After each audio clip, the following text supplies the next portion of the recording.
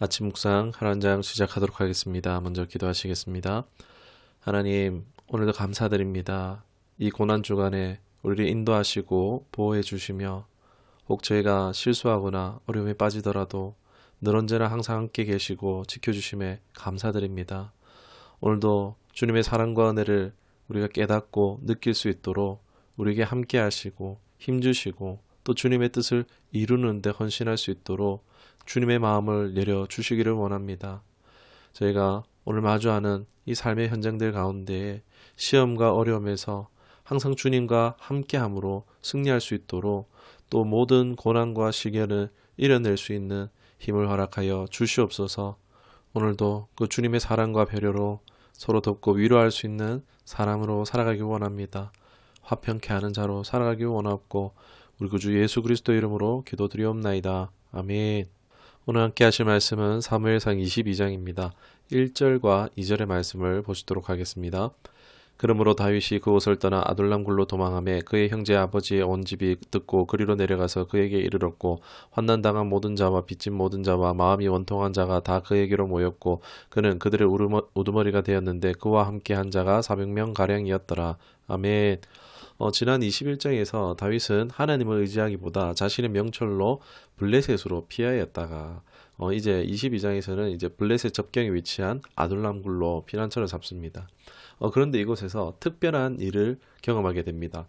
다윗은 지금 사울의 집요한 추적으로 인해서 도망자 신세로 피난처로 이곳에 와 있는데 아니 그곳에서 공경에 처했거나 빚을 졌거나 사울의 통치에 뭔가 불만을 품은 사람들이 대략 400명 가량의 이런 무리를 만나게 되어집니다. 아마 한 번에는 아니고 이제 소문의 소문으로 아물아물 몰려들었던 사람이 아마 이제 400명이 되지 않을까 싶습니다. 이들은 보호와 인도를 구하기 위해서 다윗에게 왔고 다윗은 그들의 지도자가 되어집니다. 아마 이들은 서로 직면하고 있는 고통에서 서로 돕기 위해 이런 그룹을 형성했다라고 할 수 있겠습니다. 이들의 특징을 대략만 살펴보면은 공경에 빠진 사람, 빚진 사람, 불만 있는 사람, 왠지 사회 부적응자, 뭔가 아웃사이더 같은 사람처럼 보일 수 있습니다. 잘못 보면 범죄자 소굴처럼도 보일 수 있겠죠.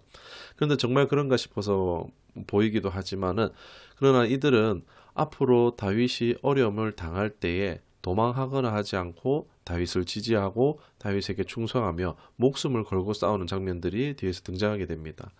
약하기만 한 그런 비겁한 사람이기보다도 오히려 노련한 전사처럼 보이기도 합니다. 그렇습니다. 이들은 단순히 상황 모면을 하기 위해서 잠깐 다윗을 찾아왔다기보다도 사실 목숨을 걸고 다윗에게 온 것이라고 할 수 있습니다. 자신들이 당한 상황도 상황이지만 뭔가 확신이 있어서 다윗에게 온 것입니다. 다윗은 당시 정황상 사울이 다윗을 반역자로 몰고 있었기 때문에 심지어 다윗을 도왔다는 이유로 죽을 수 있는 상황이었습니다. 그들의 상황은 목숨을 걸 만큼 상황들이 사실 좋지 않았다라는 것을 말해주고 있습니다. 바로 사울 왕의 잘못된 통치 때문입니다. 성경에서는 사울의 통치에 대해서 정보를 제공하고 있지는 않습니다.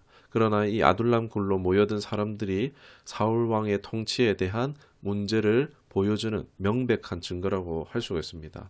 성경은 자세한 정보는 없습니다. 주어진 정보상 이 사울 왕의 통치는 불순종과 변덕스러운 모습이라고 할 수 있는데 이로 인해서 이스라엘 사회에 부정적인 결과를 가져왔다는 것입니다. 아마 정치적으로는 왕권의 권위를 약화시켰을 것입니다.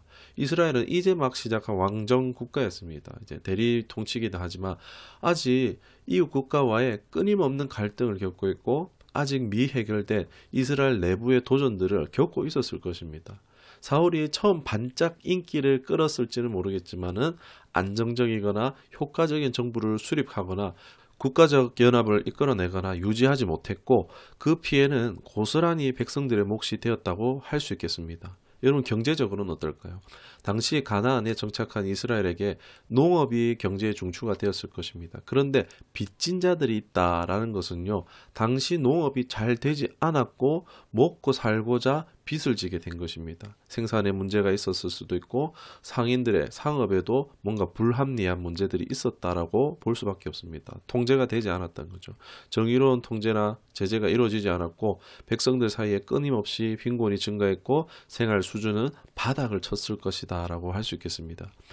그리고 사회 종교적인 영역에서도 이제 리더의 종교적 타락은 자연스럽게 이제 사회의 도덕적인 종교적인 기반을 무너뜨렸다는 것입니다.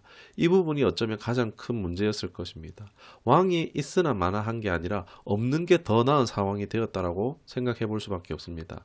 이런 상황에서 하나님을 신뢰하는 지도자의 인도와 보호를 찾게 되는 것이 자연스러웠다라고 할 수 있겠죠.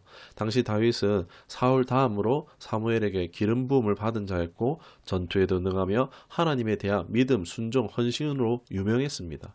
그래서 이런 사울의 악정 속에서 환멸을 느끼고 다윗의 가능성, 비록 도망자 생활 중이었지만 하나님 중심의 사람이라는 이 가능성을 보고 다윗을 지도자로 찾게 되었다라고 할 수 있습니다. 여러분, 지금 이스라엘은 어렵고 혼란스러운 시기 가운데 있습니다. 실패로 돌아가는 것 같은 이스라엘의 신정국가의 상황. 그러나 이스라엘 이 변방, 소외된 이 아둘람 굴에서 하나님은 하나님의 공동체를 세우시는 것을 이어가고 계십니다. 이 모든 일은요, 다윗의 지식, 지혜, 능력으로 되어진 것이 아니죠. 바로 하나님의 주도로 이루어진 하나님의 주권적 섭리였습니다. 하나님의 주권적 역사로 인해 지금은 작지만 다윗 공동체의 시작이 또 나아가 다윗 왕국의 출발이 시작되고 있는 것입니다. 오늘 우리는 사무엘상 22장에서 형성되어져 가는 이 다윗 공동체를 보면서 무엇을 배울 수 있을까요? 주님의 몸된 교회의 주체가 누구인지 분명히 할 수 있다는 것입니다. 하나님 중심의 공동체가 되어야 한다는 것입니다. 다윗을 주축으로 모이고 있긴 하지만 이것은 결코 다윗의 의도가 아니었죠. 하나님이 불러 모으신 것입니다. 주님의 몸된 교회도 어떻습니까? 목회자가 주도하는 것이 아니라 그저 세움을 받은 사람일 뿐이고 주축만 목회자가 될지언정 하나님이 주인 되시는 하나님 중심의 공동체를 이루어 가야 한다는 것입니다. 하나님이 주인 되시고 하나님이 통치하시는 교회, 하나님을 향한 믿음과 신뢰가 제일 되었고 또 하나님의 주권을 인정하는 따라가는 공동체가 되어야 하는 것입니다.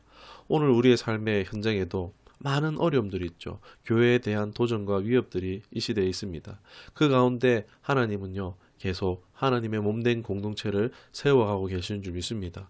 모두가 개인적으로 약점과 결함이 있는 불완전한 사람들이지만 그럼에도 하나님은 그럼에도 불구하고 불러 모아서 신앙으로 하나 되게 하시고 또 하나님의 위대한 뜻을 이루시기 위해서 사용하시고 성취하시려는 것인 줄 믿습니다. 여러분, 개인은 완벽하지 않지만 약점이 많지만 하나님은 공동체로 불러 모아서 공동체를 통하여서 하나님의 능력을 나타내시는 하나님이신 것을 오늘 우리가 말씀을 통해서 발견하고 신뢰할 수가 있는 것입니다. 이 다윗 공동체를 묵상하면서 하나님께서 우리 역시 믿음의 공동체로 부르신다는 것을 기억하기를 원합니다. 여러분, 혼자 신앙 잘하라고 하시는 게 결코 아니죠. 혼자 잘하는 신앙은 없습니다. 불안함과 약점들은 있지만 우리를 통해서 일하시는 하나님을 신뢰하면서 서로의 부족함을 받아들이고 하나로 지어져 가기를 원하시는 줄 믿습니다. 알고 보면 다 비슷한 아픔을 가지고 있습니다. 우리가 서로 손 내밀고 보듬고 품어주는 공동체가 되기를 원합니다. 너희가 서로 사랑할 때 세상이 내 제자인 줄 알리라고 분명히 말씀하시잖아요. 점점 신앙하기 어려운 시대입니다. 개인이 뭔가 할 수 없을 것 같은 시대입니다. 그러나 하나님은요, 우리를 공동체를 통해서 세상에 분명히 역사하실 것입니다. 하나님은 개인을 쓰시기도 하지만 공동체를 통하여서 주관하시고 계획하심을 갖고 계심을 믿기를 축원합니다. 다윗 공동체처럼 우리 처음 공동체도 이제 막 세워져 가고 있습니다. 순탄하지 않을 수도 있습니다. 그러나 내가 이곳에 온 것이 아니라 하나님이 부르셨다는 믿음을 가지고 또 분명 서로 불완전한 사람들, 부족함이 있음을 인식하고 서로 돌보며 공동체를 통해 하나님을 영화롭게 하는 우리가 되기를 인도함 받기를 간절히 소망합니다. 우리 처음 공동체가 아둘람 같은 피난처가 될 수 있기를 다윗 공동체처럼 안정과 마음과 쉼과 영적 보호를 받을 수 있는 곳이 될 수 있기를 나아가 함께 주님의 나라로 지어져 가기를 쓰임받기를 간절히 소망하며 축원합니다. 말씀을 기억하며 기도하겠습니다. 하나님 감사합니다. 보이지 않지만 섭리하시고 우리의 발걸음을 이끄시고 이곳으로 부르신 분이 하나님이신 줄을 믿음으로 고백합니다. 어려운 시대 가운데서도 당신의 몸된 공동체를 세워가시는 하나님의 의지를 발견합니다. 하나님의 뜻과 의지로 또한 우리 처음 공동체로 출발되었음을 믿습니다. 아둘람 굴처럼 부족하고 연약한 많은 이들의 모임이지만 개인이 아닌 서로를 이해하고 품고 섬기며 하나 되어져 갈 때 하나님의 뜻을 이루는 강력한 도구, 세상을 의롭게 새롭게 할 공동체로 성장해 나갈 것임을 믿습니다. 나를 아닌 우리를 사용하여 주옵소서. 우리를 통해 하나님의 크신 뜻이 이루어지게 하옵소서. 주님을 영화롭게 하는 예수 그리스도의 중심의 공동체가 되게 하여 주시옵소서. 성령님 인도하여 주시옵시고 우리 구주 예수 그리스도 이름으로 기도드리옵나이다. 아멘.